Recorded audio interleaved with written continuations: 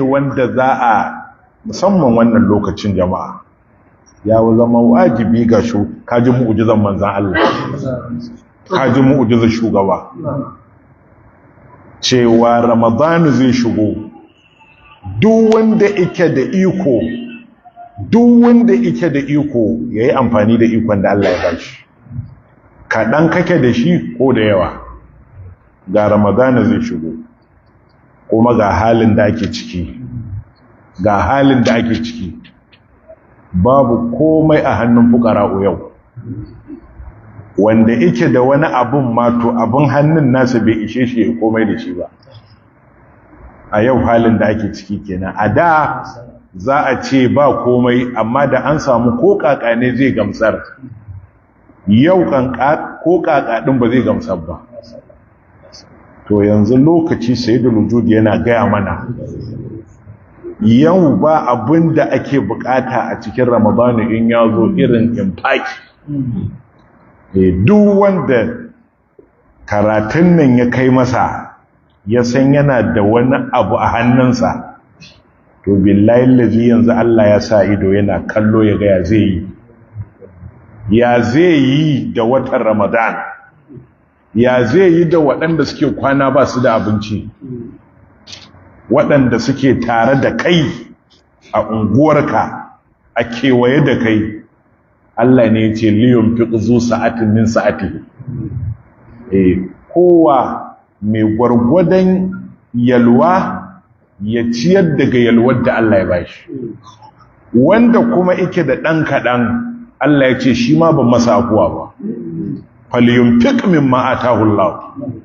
Kai ma abin da Allah ya baka ba wa iya waɗanda suka samu. A zo shan ruwa mutane ba su da abin da za su sha, a zo sahur wasu su tashi ba su ci abinci ba. To wannan ya zama wajibi ga al'ummanmu, ya zama wajibi ga masu mulki waɗanda suke da madafar iko, waɗanda Allah ya ɗora musu hil'a ta sunan almaliku.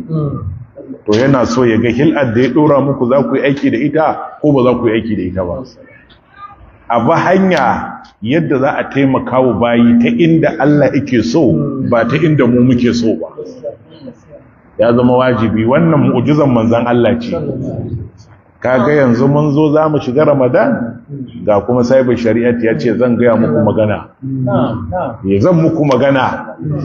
Saboda haka yanzu kowa ya ji wannan magana. Talakawa musamman masu mulki, lalle ku ji maganan nan, cewa wallahi tallahi mutane suna cikin wahala, suna cikin tashin hankali. Za ku a kawo mutum ranar alkiyama, Ubangiji ya ce da shi, wuta zan danna ka yau, saboda yunwar da na dinga ji baka ban abinci ba, yau sai na kona ka. Ce Ubangiji yanzu kai ne kake jin yunwar? Kai ne mahalicin komai fa. Yace ka san wani da wani, sai ya lissafo maka fuqara'u na unguwarku wanda dama Allah ya rubuta talakawa ne dan ya jona alakarka da su. Kai ya baka, su ya hana su. So yake ya ga ya za a haɗu. Isa ya halicci abdad, kishiyoyin juna dan hikimarsa. Duk wanda kaga yayi kuɗi ba wai inna ma utituhu ala ilmin indi bane. Ba haka bane. An baka ne ana sane, saboda akwai waɗanda aka jona ka da su. Kai da ba a baka ba, an hana ka ne ana sane, ba iddiraran ne kawai larura ta sa kawai ka tashi kaga baka da komai ba. Allah ya san bai baka ba, don ba mai bayarwa sai shi, amma yana kallon kai kuma ya za ka yi. Dukkaninmu ya ce wannan bulokul bi sharri wal khairi fitna, in jarraba ku nake yi. To yanzu ga lokaci yayi, lokacin Ramadan ya zo. Tunda ake ba a taɓa yin azumi kamar wanda za a yi bana ba.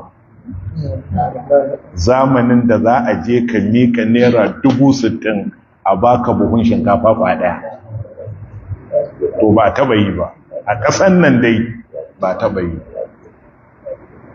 yi ba.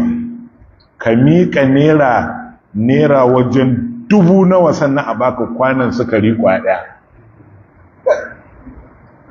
Taliya ana sai da ita naira 80 naira 150 da ta yi tsada, yanzu 600 za ka bayar a baka sili ɗaya, to 700 ma. To yanzu sai da lojo da kaji fa sadda Abu Dalha ya shiga gurinsa, munnar da ike yi saboda bayi sun samu albarka saboda shi ba ta kansa yake yi ba, to so ike yi ya ga yaya talakawa za su yi yanzu, yaya masu samu za su yi. Akwai magana a wannan lokacin, mutanen nan biyu to kowa sai ya shirya. Masu mulki ku yi ƙoƙari ku taimaki bayan Allah ta hanyar da Allah yake so, ba ta yadda kuke so ba. In ta yadda ku kuke so ne, zuwa za ya ce to ga taimako za a yi, sai a zo ana haskawa da 'yan jaridu da komai da komai, an yi list ɗin dama 'yan siyasa 'yan uwanku, a yi samfulin da su, shikenan daga nan kuma babu abin da za a sake yi. To ba haka za ku yi ba, ku zo ku yi aikin Allah saboda halin da bayin Allah suke ciki, saboda halin da bayin Allah suke ciki. Kullum sai ka gamu da wanda ya yi ma kuka, ke yunwa nake ji, ban ci abinci ba. Wani mai aiki na ya zo zai min gyara, da ya hau kan abin ma faɗowa yi. Lafiya ce ba dai komai, ma da